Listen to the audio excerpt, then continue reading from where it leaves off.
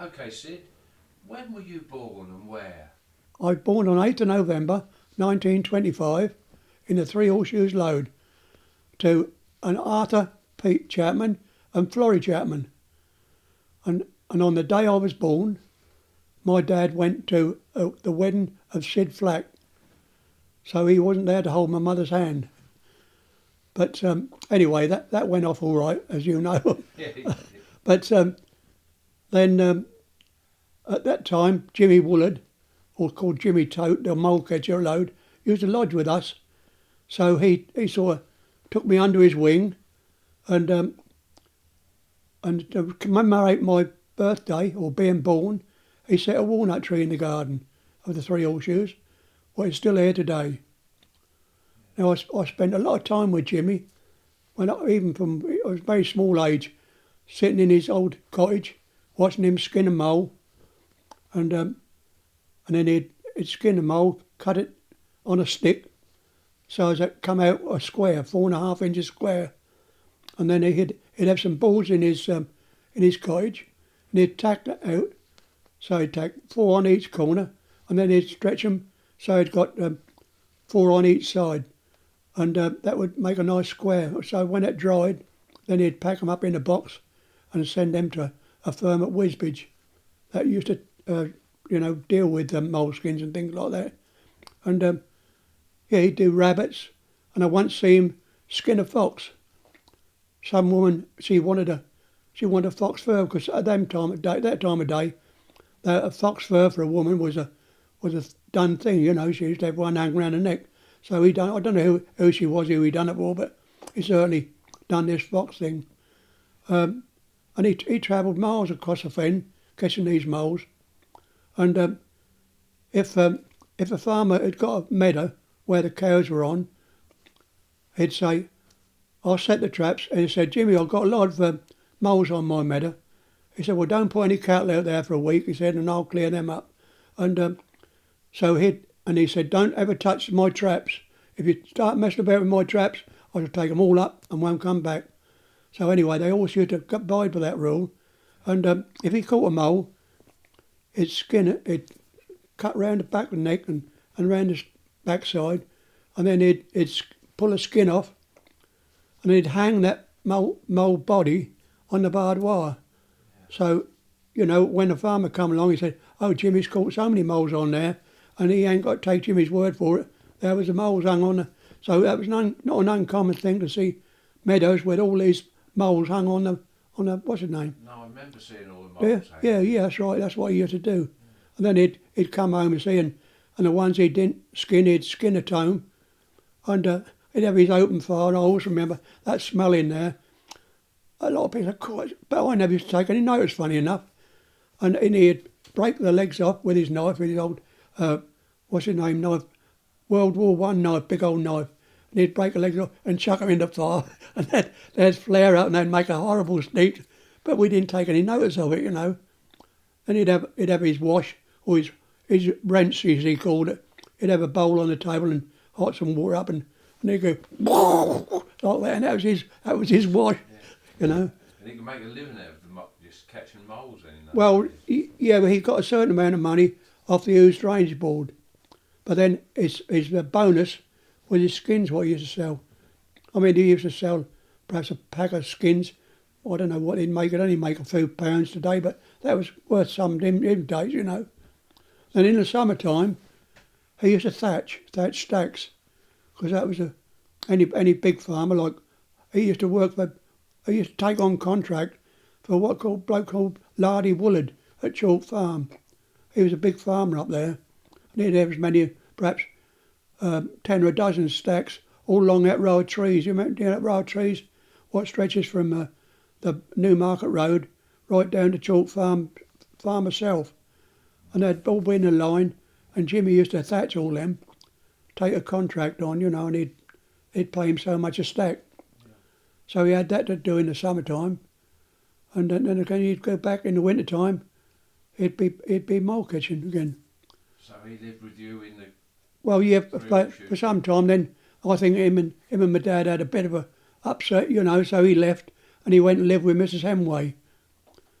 But he still kept he still kept with me, you know, and he used to take me all over the place, down the coast, at Peterborough show, anywhere. He said, I'll go. And once the bloke at Burwell who took the orders for this to go to Peterborough show, he took one too many orders. So when me and Jimmy went to go, he said, can't get on, he said. He said, I've overordered. He said, there ain't a seat for you. God, Jimmy was really wild. I've never seen him wild like that before.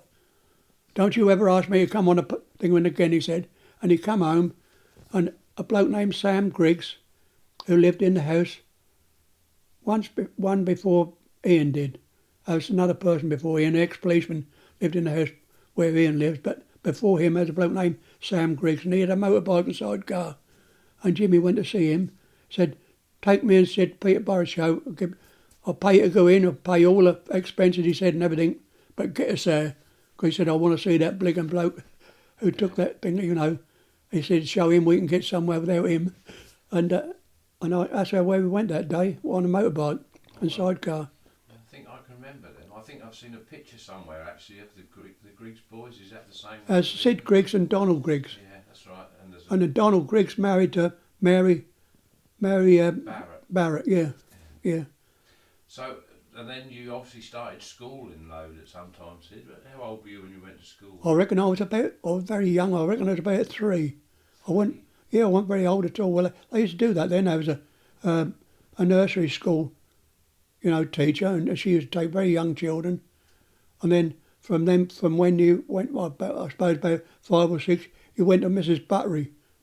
There was a Mr. Buttery and Mrs. Buttery, and he was a strict old man. He used to look over the top of his glasses. He had a moustache, you know, what they used to have them days. And he was very strict, but he was a good teacher. And Mrs. Buttery is a big woman, you know.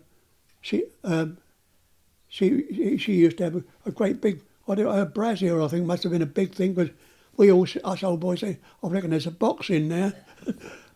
We could never make that out, but she was, you know, she was all right. But I mean, that was a good school in a way. That was a school just after the blacksmith shop on the other side of the road, yeah. Beside Eagle Cottage. Yeah. Eagle Cottage there then as well, was it? Yeah, well, that's where Mr. Buttery lived, in Eagle Cottage.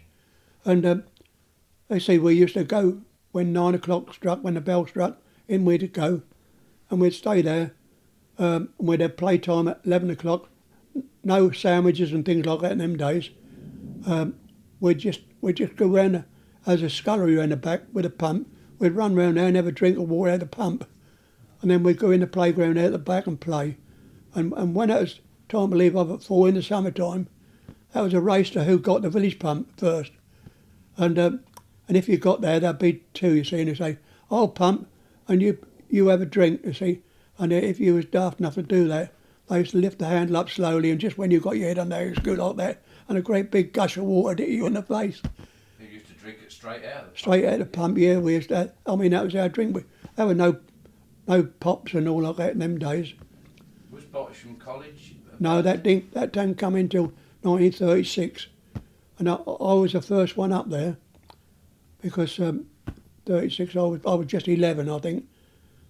So I went up there then when it opened, and stayed there till I was 14. Well, I left school the day I was 14. I left school on the 8th of November. I didn't go through till Christmas, because my dad wanted me to take sugar beet up down the fen. So I had to go down there taking sugar beet up when I was just 14. Horrible job that was. That'd perhaps be pouring the rain. And Dad'd say, how much you done today? I said, well, that was pouring the rain, Dad. I didn't do much. He said, well, take 2 sacks, he said. One to tie round your waist and the other one to hang over your shoulder, he said. You don't have to stop just because it's raining. And I used to pull them sugar beet, knock them together, and then lay them in a row. And then after that, you used to go along with a sharp curved knife, and trim the top off. And that could be done just so, because there must be any leaves left on the sugar beet, and there mustn't be too much left on the leaf either Dad moaned at you. And then after that, my greatest thing was to get Albert Cox used to come along with a lorry, and he said, give us a hand. So I used to cut. That was lovely, that was. I used to get right in the lorry, then go up the station and unload these beet in the truck. That which everybody was up there then, you see, unloading sugar beet, forcing them, and all the farmers were got their big old horses. But the biggest laugh of all was Joe Long down the fen. He used to come out, he'd only got 2 nags. They were like polo ponies, they weren't very big at all. And so when he was carting sugar beet, he'd have these 2 horses roped up in a 4-wheel wagon, load about half a ton or 3/4 ton on, and he used to gallop up the road here hard as ever he could go, and all the old blokes up saying, "Here comes Joe," because you could hear him when he set off from his farm down White Fen Drove. You could hear him come galloping up on the road, you know. And everybody used to laugh, but he used to say, "Yeah, but while you're unloading one load," said, "I can get 2 up here at my speed." And then another thing, when in those days, ploughing was done by horses, and there was a pride in who got the straightest furrow. And so all the horse keepers who did most of the ploughing, you see, they used to have a certain pride. They'd go around Sundays and say, "Of course, so-and-so didn't make much of a job, that bit of land down so-and-so, you know." But Joe, he'd got the more crooked bits in his ploughing than anybody else in Lode, because when he started ploughing, his horses would run. Because, you know, the faster they run, the better easier that was, you see, wasn't it? With 2 horses, they weren't very strong, all that strong really for that job. And Joe had to run to keep up with them. But he used to say, "Well, what does that matter if there's a lot of cricks?" He said, "When you harrow it," he said, "it all disappears." Yeah, I suppose so. So that was it, yeah. You were pretty good at something like the woodwork, weren't you? You were good at Yeah, no, I wasn't any good at woodwork at all. I was hopeless. There was a Mr. Pendred, he was a woodwork teacher, and I remember taking a thing what I was making up to him, and I said, "I've cut this in the wrong place, Mr. Pendred," which I'd said many times before, I suppose. And he said, "Chapman, you're bloody hopeless, pardon the expression." And I was so despondent, you know. I agreed with him. I said, "Yeah, I am." He said, "Well, let's see what you can do with carving." So he said, "What can you draw anything?" I said, "Yeah, I can draw a horse." Well, I can draw a horse good, you see. So I drew this horse, and he copied it out on a bit of hardwood, red hardwood, and I carved this horse out, you see, and I've done it to the best of my remembrance, all the hair on his legs and everything. And I won first prize in that, with that. Then after I did that, let's go somewhere. Debbie said, "Well, I'll look in a book," and he looked in his book, what all different carving, and he picked out a rabbit, which I had to go at, and I put that in the prize what I'd put the horse in and got first prize. I got second prize for unfinished work for the rabbit. So I did quite well with that, you know. I was quite happy, but And you still got them, haven't you? I still got them. But then after that, he had a request from the vicar or somebody to do with the church, with St Mary's Church, Milton Hall, to make an altar rail. And this altar rail would consist of 4 panels, and each on these panels was got to depict some form of agriculture in that era. And so I picked out a horse ploughing, and then I think I drew a horse for somebody else on another panel, and so on. 4 of us who was any good at carving at all got involved with this panel, you know. But unfortunately for me, I never quite finished my bit because I got took off to go down the fen, you see. So I didn't finish that term. That was in the last term of that'd be 1939 term, and I never got finished it. And my dad would never let me go back to school to finish that off. So when I think I was 83 or 4, my granddaughter lived out that way, and she had her daughter christened at that church, and the vicar asked me he said, "I found out that you did some of this carving." So luckily I went and had a look at the finished job, and he also gave me a mic and asked me if I'd say a few words to the congregation. So that was sort of inspiring a bit. But that was that end of my carving, really, I suppose. But your carving's still in the church there, is it? Yeah, still in the church, yeah, in this altar rail, yeah.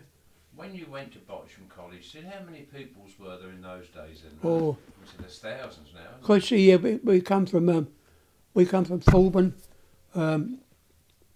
Wilbraham, Swaffham Bullbeck, not Swaffham Bry, Swaffham Bullbeck, Longmeadow, Lode and Quay. And so there was several there. I suppose, I don't know, it'd be about 30 in a class perhaps. Well, perhaps not as much, about 25 in a class, I suppose. And then there's 3 grades, A, A1 and 2, and B1 and 2, and C1 and 2. And you know, you had to try and keep up the top really. But mostly the time when we was there, we had to do gardening a lot. We had to double dig the garden, the vegetable garden. And that was quite a job, you know. I couldn't see the sense in that. I thought we never used to do our allotment like that. We just used to dig it ordinary. But they used to make us lay it all so as the soil, the proper soil come on top again. Yeah. So that was good training and all that really for this, how you got a little bit of pocket money together when you were younger then? Never got any pocket money. Setting potatoes or something? Well, never got any pocket money. You had to earn it then? You know, I had to earn it. If a farmer like Bob Harvey got us setting potatoes, we used to go down there and he'd have a field ridged up with horses, and then we'd have a bucket each, and there'd be 4 or 5 of us. Have to have a row apiece and go up the land, and there'd be a horse and cart. So when we want another bucketful, we got, and when we got the other end, we had to turn around and come back. But when we'd done one round, that was lunchtime, because they're big old rows down Lugfen as it is today, and that used to take, you know, quite a while to get up and down the field. And for that we used to get half a crown. But you weren't very old at that time, were you? No, I wouldn't be. I suppose I'd be about perhaps 9 or 10 perhaps. And but then the whole thing was, I used to have to give my mother that half a crown, so I never did get. I'd perhaps get a twopenny bar of chocolate. But and then another thing where we used to earn the money, we used to go brushing. When we got older, I got my mother to buy me a pair of long trousers when I was 13, so I looked older. And I went to see Mr. Chambers, the gamekeeper, if I could have a job brushing, which is shooting, and you have to scare the birds with a flag. And so I used to go there Saturdays, and we used to get a half a crown for that. But then I was mates with Neville Dale, and he was 2 years older than me. So when it come to dinner time, he used to go round Mr. Mundy, he was Lord Fairhaven's butler. He used to come round. He'd have a basket full of buns and one thing and another for the loaders and gamekeepers, and Neville used to go round and see if he could get anything to eat like that way. And he'd say, "I come back, I've got a pint of beer, Sid." We'd have half a pint of beer each. We'd be nearly half cut. But then for that we'd get half a crown. But you see, them half a crowns, we used to have to take that to mother, you know, to. That was a done thing them days, you know, try and help your mother because times were bad. I mean, men were only earning 30 shillings a week on the land them days, which weren't much money really to raise a family, pay the rent and all that, coal, the whole lot. And so if a man went brushing, he got 7 and 6, which is quite a big bit really, isn't it, compared with the 30 shillings a week. But that was another little money spinner really. There was quite a few cows in the village in those days. Ah, them days, yeah. Yeah, that was a novelty, really. That bit, a leaving age for a boy would be to drive these cows down the fen. And each small hold around Lode would perhaps have 2 or 3 cows. I think Silas Aves down the bottom end of Mill Road, was Gerald Aves' grandfather. He'd have about 4 cows. And Sunny Ridge Farm, I think they had 3. Then coming round the corner, there was a small holding opposite Drove Bridge. That's built on now, that land is built on, but the old cottage is still there. That was a little small holding, he had 1 cow. And then there was another cow right up the top road, Herbert Badcock. That was an old black and white Friesian. And Mrs. Badcock used to drive that down some of the road, and then it used to wander down the road. And the last boy I remember looking after these cows was George Hart, and or Johnny Hart as we used to call him. And he used to take them cows, they'd slowly graze they'd all congregate at the Swan Corner, And when he'd got the whole lot there, he'd start driving them slowly down the fen road, and they'd graze the. There weren't no nettles them days or sheep's parsley because they'd always be head off, and the grass birds were lovely and clean. And then he'd get right down the fen by dinner time. Then he'd have his dinner there, and then he'd turn the old cows round, and they'd slowly come back. So as they got up here at 5 o'clock, just when the 5 o'clock train come, and if he could get them over there before they put the gates over, he was laughing. And they'd all go and have a drink in the river on Swan Corner, and have a little bit of a graze, and then he'd start driving them home, and they'd all go in their respective farms. Didn't no telling when the first one got up to Mr. Ison's, has to shoot off in his yard, and then the others. Yeah, there was a privet hedge at the Rowans, lovely privet hedge that was, and they all used to run along there to get the flies off.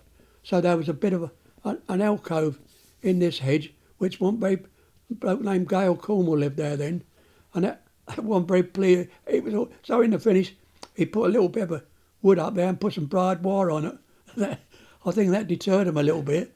But as I say, they went round the corner, and three cows would go into Bob Harvey's or Sunny Ridge Farm, and then the other four would go down Mill Road to Silas Abe's. That left the old black and white Frisian, and George used to give that smack with a stick, and that used to slowly go up the road till it got. Mrs. Badcock would perhaps come out and look for it, later on if it was a bit late, and used to drive it in. But John he'd gone home. He'd gone home to have his tea, so he just left it. But that was how that used to work. So they were like homing cows then, really? Oh yeah, they knew just where to go. I mean, if you let cows out today, they'd be all over the place, wouldn't they? Yeah. But these old cows they knew just what they'd got to do, and they weren't no trouble at all. So what did they do with the milk then they got? Well, I think Silas Aves and his family, they had certain customers who I think the latter part of the time, in the 1950s, Pat Golden used to have a little van, a Ford van. He used to go round with that round. Then Sunny Ridge Farm, they had the contract to supply the school. That was a new school then, at them days, with them 1 pint, not pint, just under half pint of milk. Every school children had a half pint of milk, and they used to supply that. And I think I got sixpence a week from an old lady next door to Paddy's shop to go around to get her jug of milk every day for sixpence. And I used to go to Mr. Isaacson's. I think she was his only customer really. But then again, he'd only got one cow. Oh, but yeah, that's how they used to get milk in Lode for a start anyway. Yeah. Of course, you knew my grandfather, the blacksmith, didn't you? You knew all about his horses being shot. Oh yeah, that was a novelty. It was you could smell when a horse was being shoed when he stuck the red hot shoe on the horse's foot, and that smell come up. Lovely smell it was, and all us children used to go there, watch him shoe a horse. And I watched Bill once. He was shoeing the back legs of a horse, and that drew his legs right up, and then it kicked out, and it shot him right across his yard. Yeah. But he never fell over because he kept running, and he kept his big old hammer in his hand. And when he went back, he gave the old horse a leather, and when he picked his leg up next time, it never kicked no more. That learned that. And he had a bloke named Nibby work for him. He was a little bloke. He was a bit of a comic. He was. He was a comedian, wasn't he? Yeah, he was a comedian. He was. He always used to wear his leather apron, even after he got retired over Swaffham Bullbeck. You'd always see Nibby walking about the village with his leather apron on. Yeah, Nibby. So you didn't leave school like they do nowadays at about 18, and said you left earlier than that, didn't you? Well, I left. Well, you see, I left just before I was 4. Everybody left when I was 14. That 15 didn't come in till a year or two later, I think. But there was only one, and there was perhaps one now and again who'd got, a bit of money, like Lenny Fry. He went to the county at Cambridge, and if you had them days, there was what you call 11 plus. When you got 11, you had an exam, and if you was clever enough, you got a scholarship to go to the county at Cambridge. So you sort of had a better education then. But majority of village people were what they called farm labour material. You know, you weren't going to do very much in life but work on the farm. That's what they used to think. I expect so. Yeah. Village boys, mate. You said somewhere that when you were about 14 and you were working on the sugar beet, you'd seen tiger moth. Oh yeah. Tiger moths. Well, yeah. These tiger moth. Yeah, they used to come down over the Swaffham Lode because there were no trees much in Oily Hall. There's a big old meadow there them days where horses used to be, and there'd be none on that farm, and they come right across Blockfen, that was treeless really, till they got to the river at Lode, and then there was willow trees about there. Then they used to have to climb up again, and they'd go round. They'd practice, see how low they could get before they touched down, you know. And there was one old, what he called Dodger Elbrow, Derek Elbrow, he's a comic he was. He got fed up with this, well this is just fallacy this is, I wouldn't like to say that's true, but Dodger reckoned he got fed up with it. He found a stick, big old bit of stick, and he said the next one will come down I'm going to chuck this at him. So he was reported to chuck this stick up this pilot, and he leaned out the cockpit, picked the stick up, and when he come down next time he chucked it back to Dodger. But that sounds a bit far-fetched. But and another thing he did, on a farm there was a field marshal, and he used to have to fire that with a cartridge, I think. And Dodger always had this field marshal because he used to go with that, with a thrasher machine. And he reckoned he once put the cartridge in, and when it fired off, he used to throw the empty shell back. And he reckoned when he fired off once, the cartridge went up in the air and shot a crow. But see, that was them days. If you had somebody like him to work with on a dull, mundane job like chopping sugar beet out or taking them up even, somebody like him with you who had always got a laugh, you know, and always said something daft, that made life a little bit easier, which is good at times.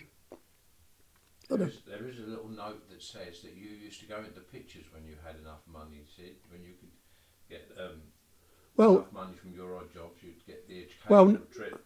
No, not really. I think when I used to go to in the Broughton Hall, that was the most up-to-date hall around here for a long way. Lord Fairhaven built that, and that was a lovely hall. That had got a cinema, a room upstairs, projection room, and it got a stage and everything. And once a week, in the winter time especially, there used to be a chap come round with a mobile cinema thing, and he'd bring certain pictures like Gracie Fields and for us cowboy pictures. There was a bloke called Buck Jones, he was a cowboy, and there was Lauren Hardy and all those, you know. And old Jimmy used to say, "Oh, I'll take you the pictures on. Lauren Hardy's coming this week, so we'll have to go and see him." Or Gracie Fields, that was his favourite. He used to like Gracie. So the only thing is, when he used to take me, I used to have to sit with him instead of with the boys. But I used to get a free ticket to the thing. And when he used to take me to Cambridge, God, that was a day out. He used to take me in Woolworths for a start and buy a pound bar of chocolate. Terrific. And then he'd take me to the picture. He said, "Hey, I'll get into that." And I'd eat a pound bar of chocolate. That was a lovely day out for me. Yeah. But there we go. That's so your first job was sugar beet. Well, yeah, until when I finished taking that sugar beet up, I didn't worry too much. I used to feed my dad's pigs, and eventually my brother Arthur, who was 13 years older than me, he said, "Sid, I reckon it's about time you had a job," which I didn't think much to really. So I knew. He said, "You're not good on the farm, so you can forget that." So my cousin, he worked at Cherry Hinton Laundry. He said, "I'll get you a job up there, Sid." He said, I think they'll take you on." So we went in his old van and we went up Cherry Hinton Laundry. I got a job up there. Well, on the way back down to town, he said, "I don't like it much you going up there with all them old girls, Sid. Let's see if we can find somewhere else." So we went up to Instrument Company, and he got me a job up there.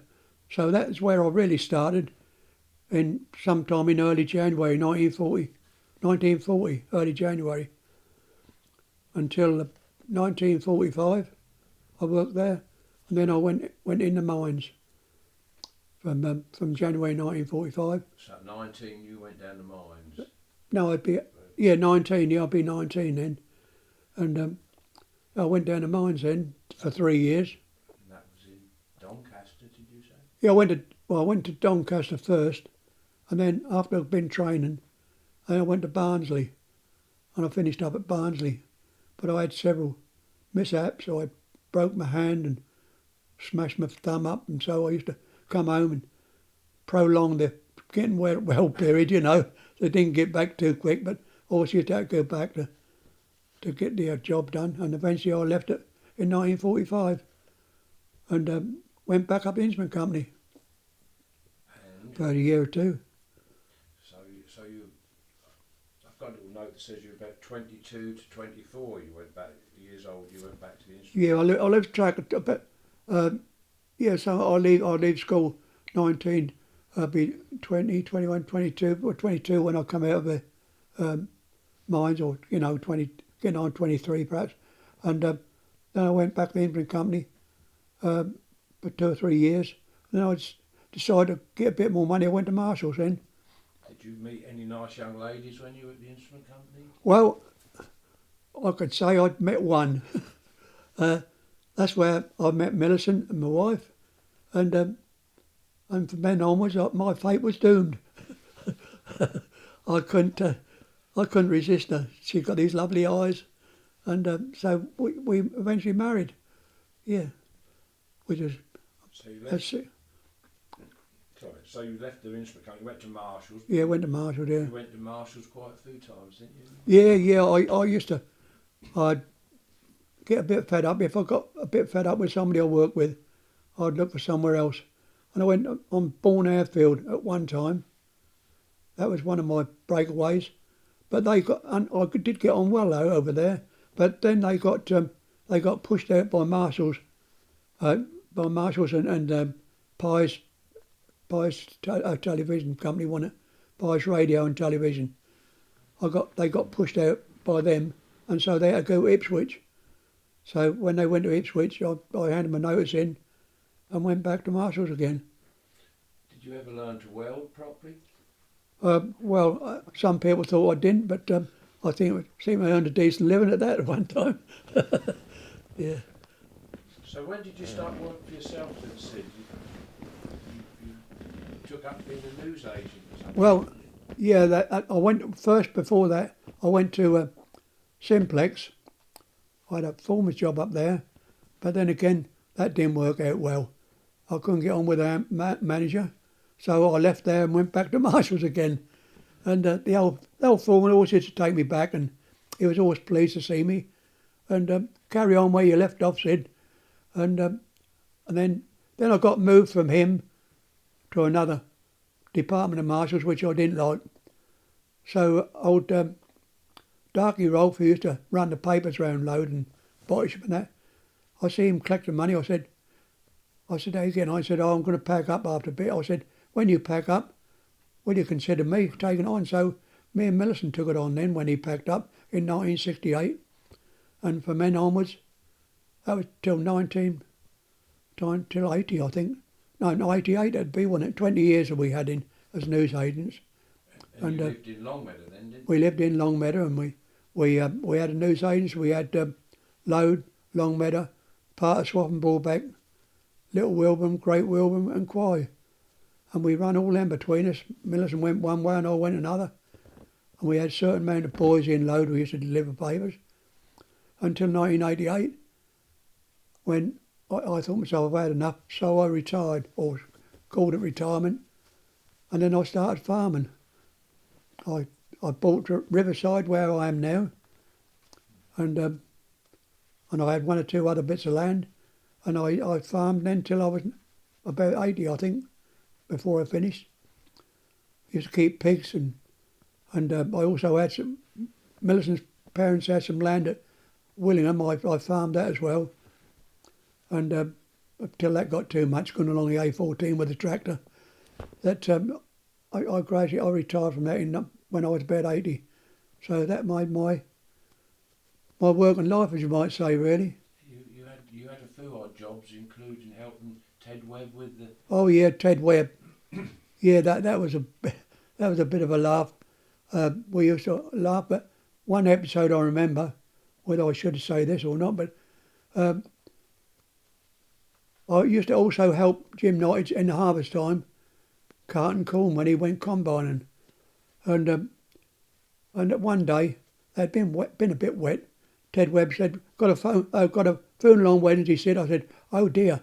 I said, I'm helping Jim Knight's carting corn. He said, I don't care what you're doing. He said, you're going to do me. He said, you're a regular bearer. I'll be messed up without you. I don't know where I'm going to get another man from. So I said, oh well, I just have to work something out, Ted. Don't forget, he said. So I said, right.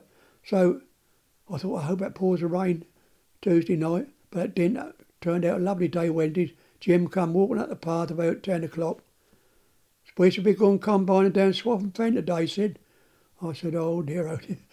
I never told him.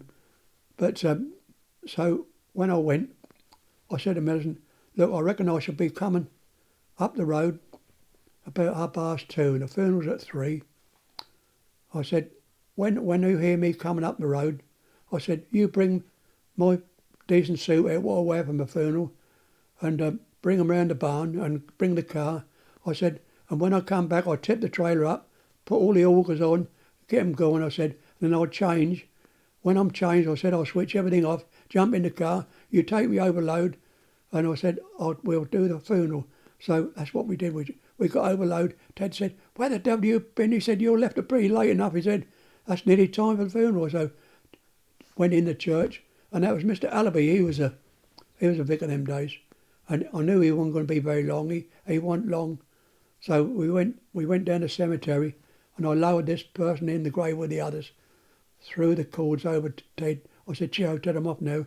So, and I jumped in the car, went back, switched all the augers and that on, changed my suit. I said to him, off you go. So she went off, and I unloaded the corn and jumped in the old tractor trailer, went back, and I met Jim just coming up Swaffham Lode with a trailer load of corn. He said, God, I must be getting a lot of corn. He said, you can't keep pace with me today. But that got through that day anyway. So but if I'd have told him, he'd had a fit really. Don't mean he says, I shan't be able to go. Oh dear. But anyway, he went and Ted was happy. So I think I served 2 masters that day. You mentioned it before about 4 people from Lode that survived the prisoner of war camps. Yes, that was some I think Lode should be very proud of. That was 4 people. I suppose most of them was in the East Anglian Regiment. They got took prisoner.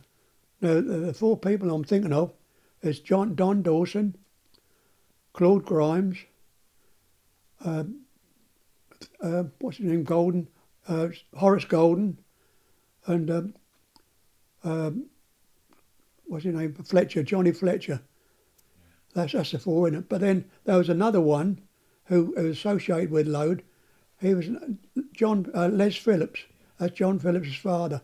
Now, he got through as well, but he was really a Fenditton man. But he married John's mother, who was a Harvey, Ernie Harvey's daughter. So eventually he became a Lode man, really. But there was 4 or 5 men there that all got through, which I think is a great achievement, and it should never be forgotten.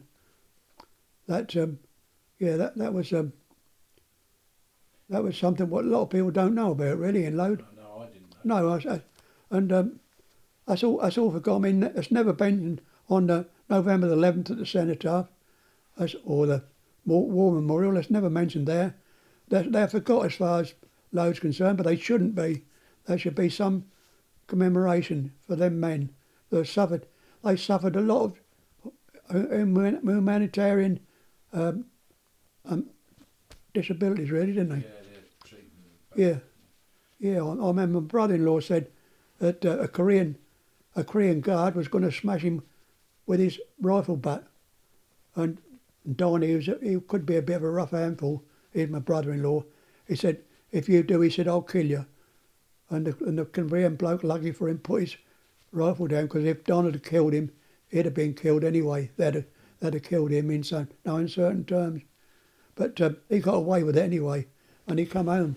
And now I'm going to tell you something which has always mystified me, and I've never entered into that thing anymore. My sister had got 3 children when Don was prisoner, and to bring them up, and she didn't know where he was, and she's got to look after these children, and that was a traumatic time for her, and someone told her that a medium could perhaps help her. So she said, well, if she can, anything would make me feel a bit better than what I do. So this medium come, and she got the Bible down, and she got a big door key, what they used to have them days, and she tied the Bible, the key in the Bible, and somewhere, one chapter in Joshua, or some place in Joshua, tied it in there tight, and the handle stuck out. The key bit was in the Bible, you see. And then she said, "Now hold your finger out, Millicent.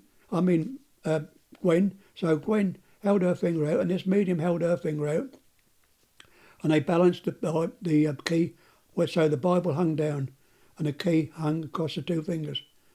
And she said, "Now I want you to say these words: my husband, who's a prisoner of war in Japanese hands, is he in good health? If so, turn Bible, turn key." And the Bible didn't turn, it stayed still. And she said, right, and another thing, ask him if how your husband, if he'll come home. So I said, my husband, who's a prisoner of war in Japanese hands, will he eventually come home? If so, turn Bible, turn key. And the key turned and fell on the floor. And she did it again, and it went, it said, every time she asked if he was in good health, that stayed still, and every time she said, will he come home, that fell on the floor. And she said, when he did come home, he had malaria, so that was why he was ill. Now, I went down there, and she said, that mystified me, Sid, but she said, that's given me a lot of hope. She said, let's do it, shall we? So we did it, and she did that. And there again, that fell on the floor. She did those words, and it didn't fall on the floor. And then she said, let's try something. She said, will my brother, Sidney Chapman, leave home and go in the forces? If so, turn Bible, turn key. And the key stood still. And she said, will my brother, Sidney Chapman, leave home? If so, turn Bible, turn key. And the Bible just turned and fell on the floor. And I went in the mines, didn't I? Yeah. And every time we did it several times, and that always worked out, that Bible turned when we said the right thing. And I went in the mines, and my brother-in-law come home, everything, and I've never done anything like that anymore. That gave my sister immense courage, and it made me wonder where I was going. Yeah. But I didn't mind really. You had said to us about 2 chaps that I'd never heard of before that had flown in Lancaster bombers.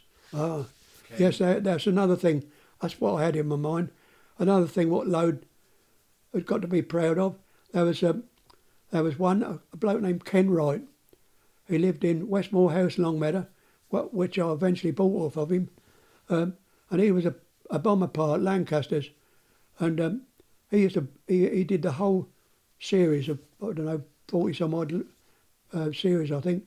And when he used to come back, if he come back a certain time, he'd fly up Longmeadow, and he'd see his mother hanging, washing out on the line, and she used to wave to him because she knew that bomber had got her son in it. And he used to do that very often. Everybody in Lode knew, hello, Ken's come home again, see the old Lancaster go up Longmeadow High Street, as you might say, and then he'd fly home. And he got through the whole lot. And there was another one, John Brand's brother Ken. He was an air gunner on Lancaster bombers. Now that was a very dangerous job, and he did the whole series as well, which I think is admirable, really, isn't it? And when you see these 2 men, you'd never think that they were sort of heroes. Ken was a easy-going sort of bloke. Ended up being a foreman at Colson's, I think, carpenter. But that was two things, you know, what, I mean, others, there was other in Lode went in the war, but them two were outstanding, I think. See, these are the sort of things that you remember. Yeah, I mean, you know nothing about them. Yeah, no, I can honestly say that all I've told you today, apart from when about Dodger, is absolutely true. There's no doubt about it. I mean, people sometimes say, no, he emphasised that. Things weren't all that bad. I mean, would you think that if you had a hole in the heel of your sock, and they say, oh, Sid Chapman's got a hole, it's got a tater in his sock, it's got a tater in his sock, you've got so embarrassed, you pulled the sock round so that hole come on top of your shoe, on top of your foot instead of around the back. But your sock didn't come up so far up your leg, but at least he didn't get laughed at. But I mean, Mother used to darn them socks. There weren't no chucking socks away them days. Mother, she used to have a thing what you push up the sock and then darn it, so as you know, that lasts a little longer, things like that. Well, Sid, you've recounted a lot of your memories to us that we hope we're going to put down, and will be here a long while after us. Well, yeah, I can't think of much else what's happened in Lode. That was it used to be nice to see the horse and carts come up Lode in the harvest time with a load of sheaves on a cart. I also remember the farmer next to where Ian lives now, named Dave Watts, and his father named Strip Watts. They used to have a horse apiece, 2 loads of corn coming up. I think, best my remembrance, Ian's got a picture of them. Well, perhaps not 2 horses, but 1 horse bringing a load of corn around the stackyard behind our house. But, you know, that used to be something nice about Lode. You know, the horses with the binder, when he's cutting the corn, used to go, us old boys used to go there in case a rabbit come out. We'd all be running over the field, catch this rabbit if we could, to take home to Mother. But that was, you know, if you could take it home and say, look, Mum, I've got a dinner for you. That was a real prize. Well done. But Lode was you know, things were so much slower those days. And sometimes I think that they was, you know, worth living through, really. Good old days. They made men of you, really, in a way. Well, thank you, Sid, for giving us all your memories, mate. Well, it's been a real pleasure. That's the best I can do anyway. Thank you very much I hope indeed. we served your purpose.